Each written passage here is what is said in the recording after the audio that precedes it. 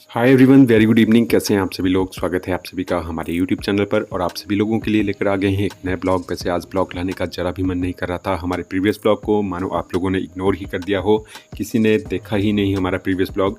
आप लोगों का उतना प्यार और सपोर्ट नहीं मिला और इस बार 15 अगस्त पर सच्ची में मन खुश हो गया मेरा। हमारे देश के मैक्सिमम घरों में तिरंगे इसी तरह से लहराए गए अपनी घर की छतों के ऊपर और बहुत सेक्रीफाइस किया है वीर जवानों ने हमें आज़ादी दिलाने के लिए। और जितने भी क्रांतिकारी वीर थे उन सभी को कोटि कोटि नमन। तो सवेरे उठकर सबसे पहले प्रियंका का ये काम था, तो प्रियंका ने पूजा पाठ किया। पूरे घर की जितनी भी दहलीजें हैं उन पर इस तरह से तिलक लगाया, चावल के दाने और थोड़ा सा गुंदन वगैरह डाला। तो आज ये ऐसा इसलिए कर रही है प्रियंका क्योंकि आज से संक्रांति भी है स्टार्ट और साची कहा जाता है हमारी लोकल लैंग्वेज में।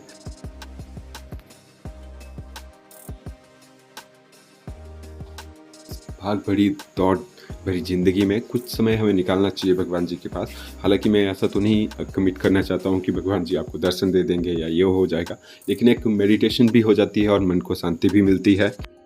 इसके बाद मैं आप लोगों के साथ कुछ मोमेंट शेयर कर रहा हूँ। हमारे लोकल सब्सक्राइबर आए हुए थे हमारे घर में। जैसे कि आप लोगों को पता है पापा जी नुस्खे डालते रहते हैं बीमारियों के इलाज वगैरह के। आजकल सुखती नहीं, आजकल तेरा काढ़ा बनाना फिर चाय साइड पे आगा के पी लिया के ओ कर काली मिर्च वाले पानी ना दी उतरे दाने। अच्छा कने दही मलाई तो कौड़ी है हुई। हां ये दही मलाई कने मतलब वो जाने चाहिए अंदर बड़ी पर जबरदस्त चीज है वो। इतिहास से बड़ी भारी हुई भाई आसन बार हां बड़ी नहीं रखी हुई है। हां सदा की टोकरियां साहब आज के लिए ना सुखी कने भाई गोली बनाए ले अंदर पाए ले ये ना करना पावले होनी ना से नहीं रखी। तू आ रहा है मंगल या शुक्र तीन बार। अच्छा ये ज्यादा अच्छी से शुक्र होनी बोलने से अच्छी तरह ना बोलने ना से तीन दाने पानी में तीन मिर्चा है नहीं बोलने ना से फिर निकाल देना फिर एक काली मिर्च पानी में तीन दाने तीन चार दाने। आज मैं और मम्मी गए थे अपने यहाँ लोकल आयुर्वेदिक हॉस्पिटल है उसमें। एक्चुअली जो डॉक्टर हैं वो डेली बेसिस पर वहाँ पर बैठते नहीं हैं, तो वो कुछ डेज़ में आते हैं। तो आज वो आए हुए थे वहाँ पे, हमें पता चला। और मम्मी की दवाइयाँ भी आई हुई थी वहाँ पे कुछ, तो वहाँ से मम्मी ट्रीटमेंट ले रही है अपना आयुर्वेदिक। तो इसलिए मैंने गाड़ी स्टार्ट की फटाफट से और मैं और मम्मी निकल गए आयुर्वेदिक हॉस्पिटल के लिए।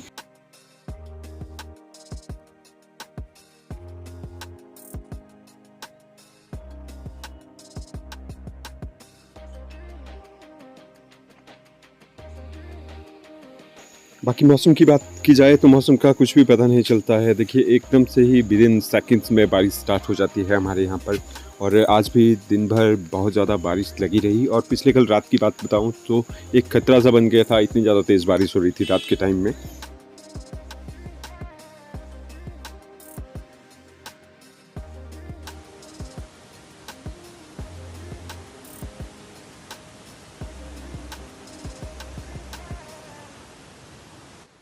काफ़ी लंबा टाइम हो गया था आप लोगों के साथ हमने कोई भी रेसिपी शेयर नहीं की थी, तो आज आप लोगों के साथ हम शेयर करेंगे कुछ डिफरेंट रेसिपीज़। तो यूं ही कंटिन्यू बने रहिएगा।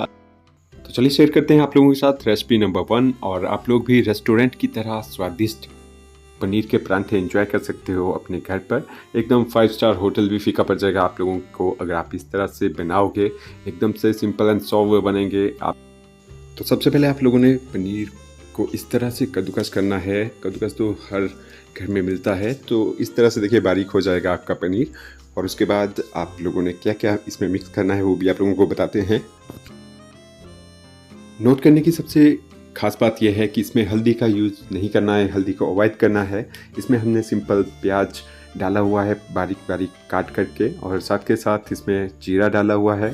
थोड़ी सी हम इसमें रेड चिली पाउडर डालेंगे और इस तरह से सिंपल से बनाएंगे इन परांठों को। और हल्दी आपने यूज़ नहीं करना है। इस तरह से अगर आप परांठे बनाओगे तो सच्ची में देखना टेस्ट में बिल्कुल डिफरेंट सा ही टेस्ट आप लोगों को खाने के लिए मिलेगा। तो रेडी है पनीर के परांठे और ये इजीली भी बन जाते हैं और काफ़ी क्विकली बनते हैं। जब भी आपके घर में कोई गेस्ट आए तो इस रेसिपी को जरूर ट्राई कीजिएगा। मिलजुल करके कोई भी काम करें तो बड़े से बड़ा काम काफ़ी क्विकली हो जाता है, इजी हो जाता है। और प्रियंका यहाँ पर पराठे बना रही थी, तो तब तक मैंने सोचा मैं सब्ज़ी बना दूँ।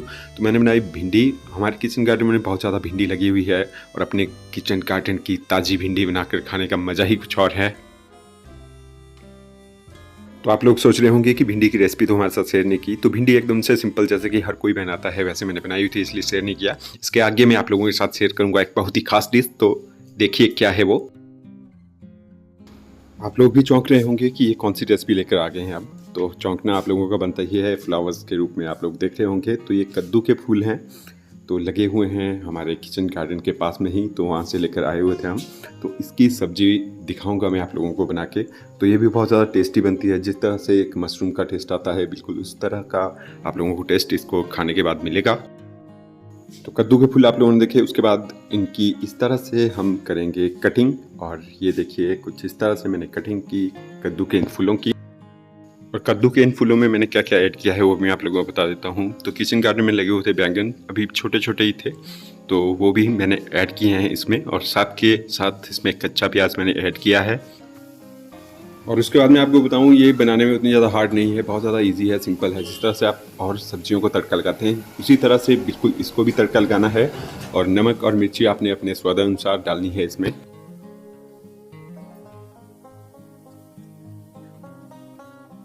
अभी थोड़ी देर आप लोगों से बैठ करके भी बात कर लेते हैं। और बात करूं रेसिपी की, तो आप लोगों के साथ मैंने शेयर की, कैसी लगी आप लोगों को जरूर बताइएगा कमेंट बॉक्स में। और साथ के साथ कद्दू के फूलों की सब्जी की मैं बात करूं तो हेल्थ के लिए बहुत ज़्यादा लाभदायक रहती है।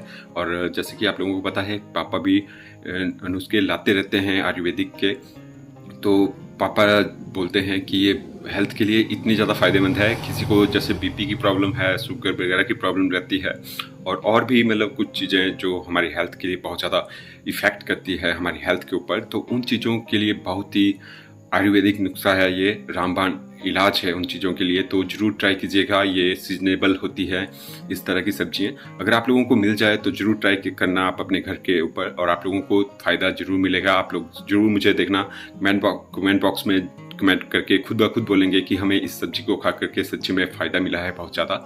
और अभी मैं अपने रूम में हूँ और प्रियंका किचन में प्रिपेयर कर रही है डिनर।